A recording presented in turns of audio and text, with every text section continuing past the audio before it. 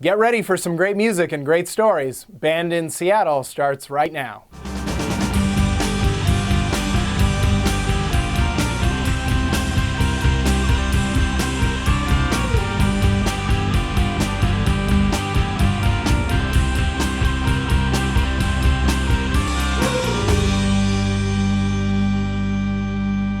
Welcome to Band in Seattle. I'm Xander Denke, and with me is Abby Williamson, music writer, photographer, and video blogger, to talk about tonight's band, The Crying Shame. It's crazy to think that a band as relatively unknown as The Crying Shame has been playing for over 15 years. But apparently that's the case. With witty lyrics and a gritty gothic folk vibe, this six-piece, yes, 6 pieces, feels so comfortable on stage that they turn every room into a living room. Each person is a particular ingredient and they somehow make up this delicious sauce, but one where you can't actually identify any particular flavors, you just know it's good. Well, now I'm hungry. We'll be right back with The Crying Shame.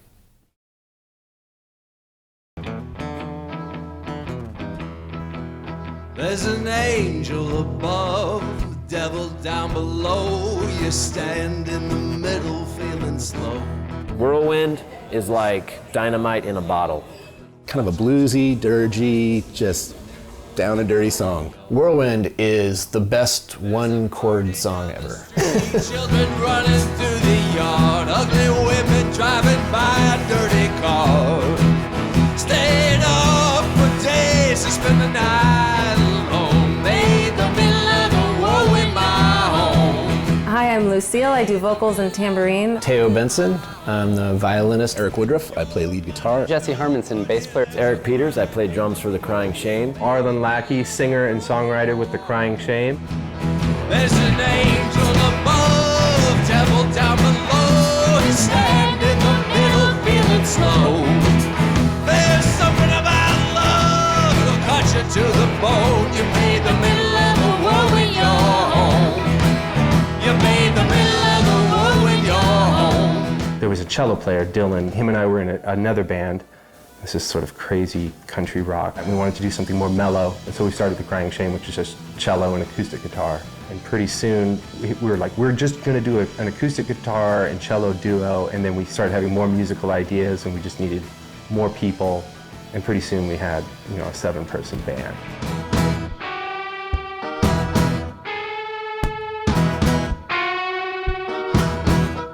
There's an angel above, devil down below. You stand in the middle feeling slow. There's something about love that'll cut you to the bone. You made the middle of the whirlwind your home. You made the middle of the whirlwind your home.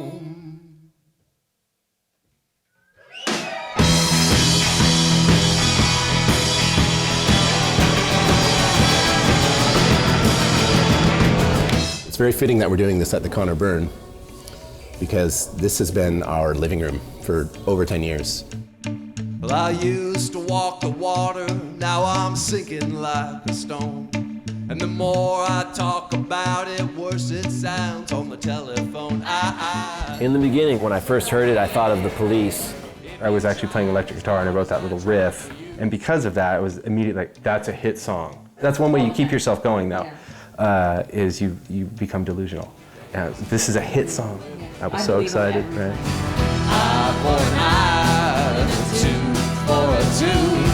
You can tell yourself that story every minute of a day doesn't make it true. Just like all the time, spend my days wasted with you.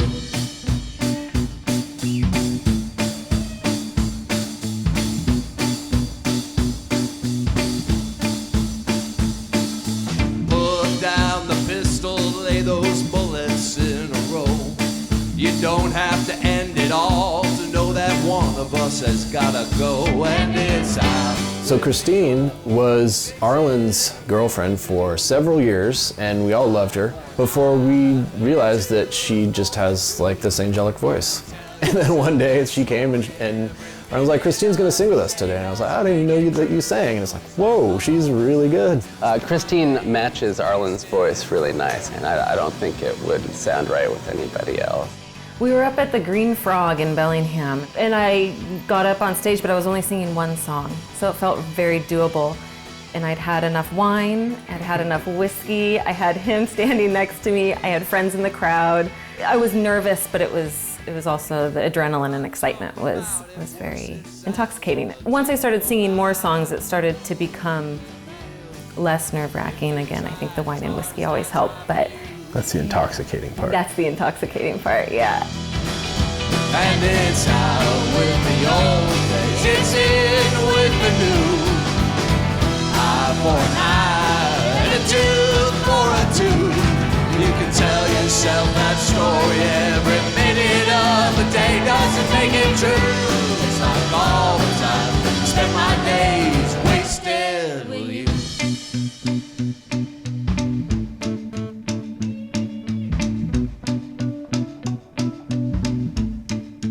Wasted with you.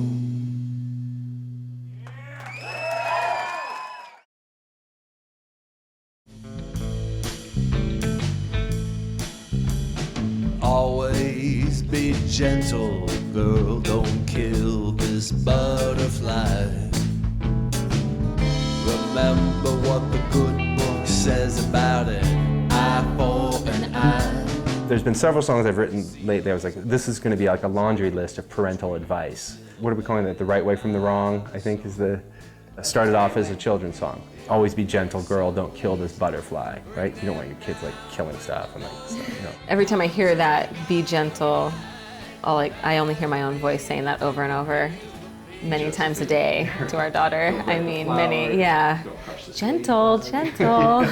That's what kids will do to you. Yep. See that long white line. Contrary to rock and roll, everything doesn't turn out fine, so you gotta find that melody when you feel it turning into a song. Sometimes it's hard to tell the right way from the wrong, the right way from the wrong.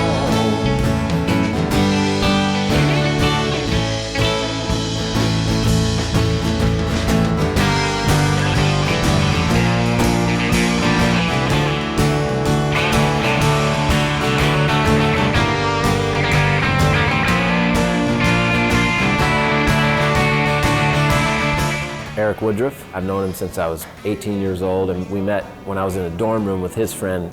So we formed a band called Juice. Our musical tastes and hopefully abilities have improved or worsened over time, I'm not sure, but I was in a band in Bellingham called Delay.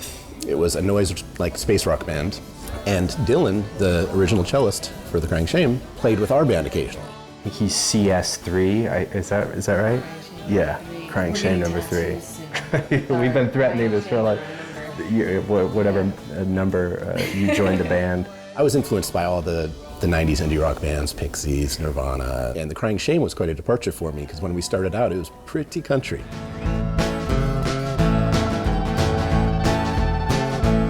There's a birthday in the house, my friends, it is not yours or mine.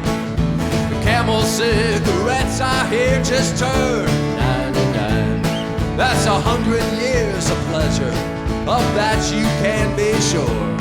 And for that smooth, refreshing taste, there really is no cure. Camel Cigarettes, that is a fine example of Arlen's wit. I think that Arlen sang that several times at shows without telling us what it was. When you really break it down and if you listen to all the lyrics, I think they're pretty genius.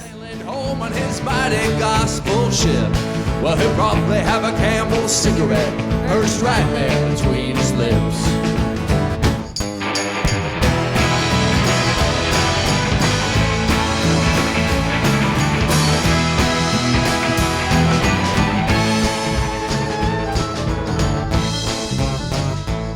The mustache. I grew up in a musical family.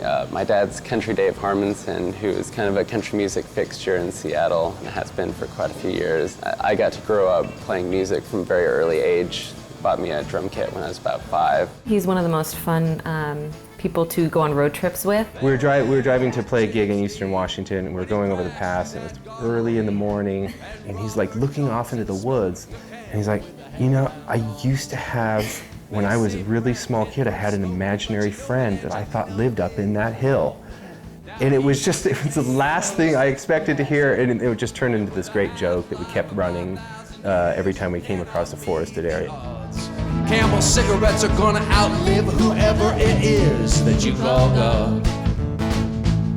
There's a birthday in the house, it is not yours or mine. Camel cigarettes, I hear, just turned 99. And if it's true just what they say, life is just a drag. I better keep on clipping those camel bucks for that camel body bag.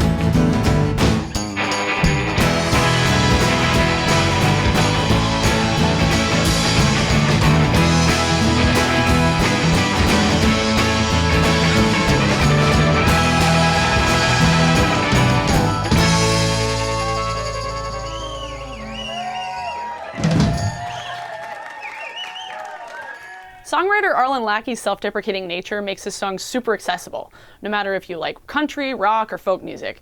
And the fact that neither he nor his wife have any formal training makes The Crying Shame even more likable. No one likes anyone that thinks too highly of themselves. That's our job. It is. We'll be right back with The Crying Shame.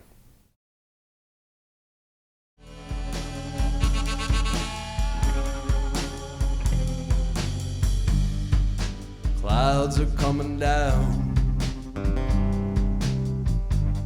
on this city again. They've painted the streets the color of shame. Abilene, I wrote that in '98, and that was for our previous band with The Crying Shame. And we've got the players to sort of flesh it out in the way that I sort of always thought it could be a much larger song. Teo on violin, he's got some really great sort of sound effect, sort of things he does on violin. He's just a master of that stuff. On a prayer and a song. Oh, Abilene, I dream of you. It's just another lonely. I started asking to play violin when I was 2. And I don't remember that, really, I don't remember why. I thought that was really weird, but since I've been a violin teacher, there's been several parents throughout the years that have told me that their children also started asking that young. I asked for like 4 years, and my parents finally let me start taking when I was 6. It's just another lonely night. Whiskey. Abilene is one of my favorite songs, but I sort of end up doing some very like screechy, squawky harmonics, sort of like it almost sounds kind of guitar distortion type sounds.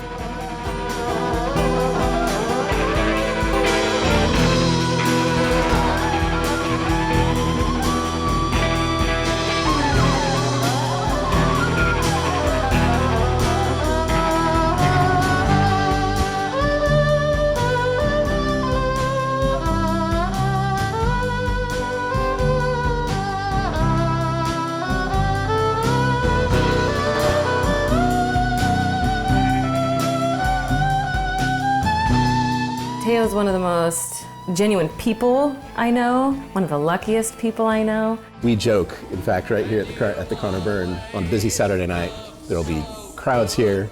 Teo's always a little bit late, and he always gets the spot right out front. Christine mentioned that he's lucky. We went into this convenience store, I don't remember what for, but he went to get into his pocket for some change. He was wearing these sort of plaid shorts. They were old, so they were sort of fuzzy. And there was this huge nugget of weed hanging from, it wasn't his. Like it somehow had stuck to him. That's the kind of luck. I mean, wherever he goes, there's like some awesome thing. It just reveals itself to him, whether it's parking or marijuana. As we've played together more and more, we just have fun. We just have fun on stage, and Teo I can always rely on to just look over and he's gonna smile no matter what. Even if we're playing horribly, you're gonna look over at him and he's gonna be like, all right, we'll get it on the next one. I dream of you. It's It's just another lonely night with whiskey blues. It's just another lonely night with whiskey blues.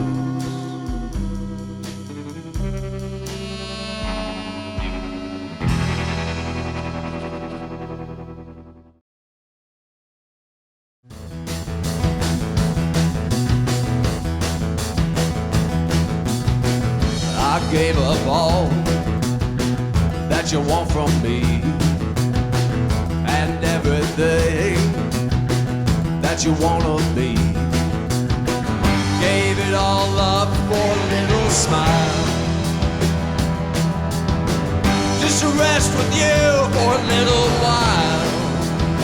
And Already Gone.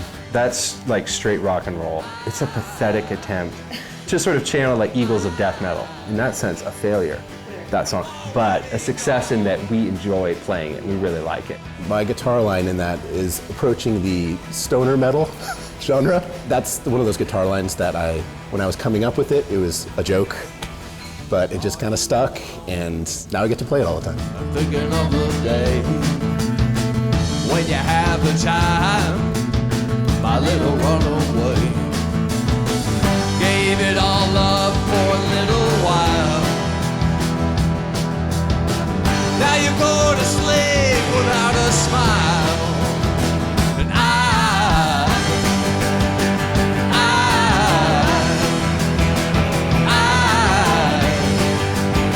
I'm already gone.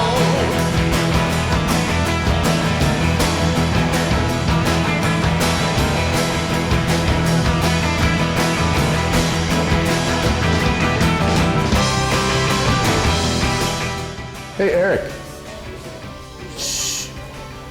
Eric Peters is one of my favorite drummers to play with. I think at one point I mentioned it to Eric. I said, hey Eric, if you ever need a drummer, but it just so happened like 2 weeks later, their drummer at the time quit the band, who was a great drummer. He just was kind of moving on to a different project. And they called me up and asked me if I'd be willing to check it out. And it's like, didn't even need to think about it. It was like, yeah, I'm in. It took just a little while before maybe everybody settled in together, but once we did, all of a sudden I felt like I just didn't have to worry about being in rhythm anymore.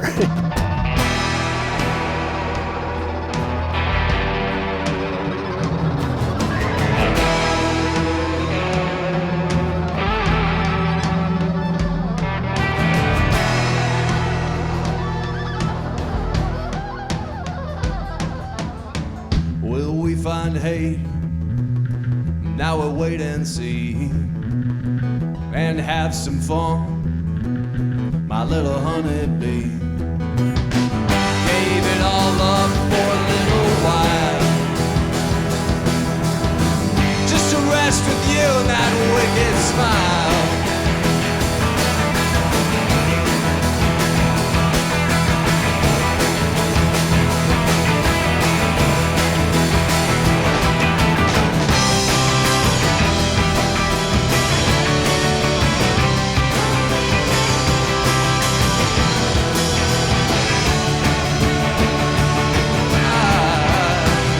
Arlen, he's a writer first. I really think that the meaning that he puts into all the songs somehow comes through the music. I'm not exactly sure how that is. I've never experienced this where anytime he plays a song for me, I write my line within 5 minutes. It's effortless.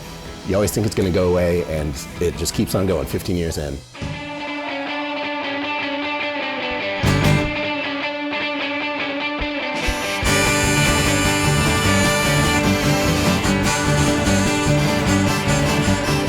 I saw the man on the move, heard jet airplanes in my room, saw him counting up the dead, laying there smoking. Jesus. There's a series of songs I wrote that like after 9/11, and that's where that song came from. There's sort of just this overarching feeling of like decay that every now and then when I'm singing it, I remember writing it and how I felt rage. And it's like, what is happening?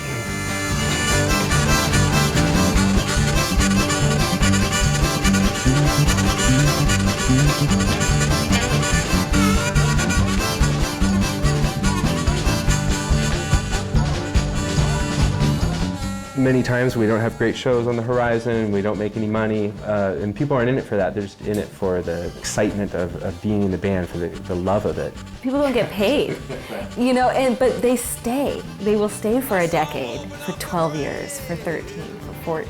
You're never going to have the best show in the entire world. You're never going to have the world's greatest album.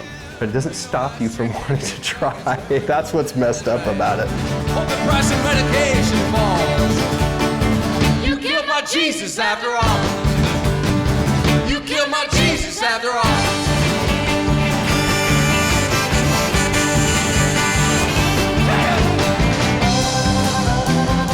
This band gives me so much joy to play in, it's kind of like priority.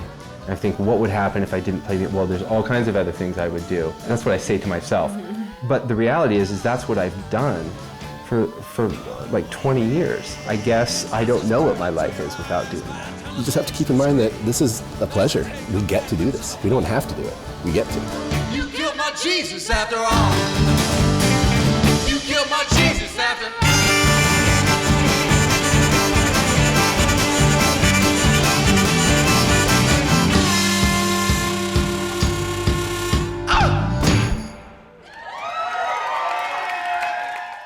Okay, that's it for tonight's Band in Seattle. If you want to hear more, check us out on bandinseattle.com, where you can hear full concerts and find links for more information about our bands and where they're playing next. Abby? And if you want to join me in navigating this rich and beautiful music scene, hit me up on YouTube. If you type in my name, I'll be right there. Ta-da! Thanks for watching. Join us next week for more great music and great stories on Band in Seattle.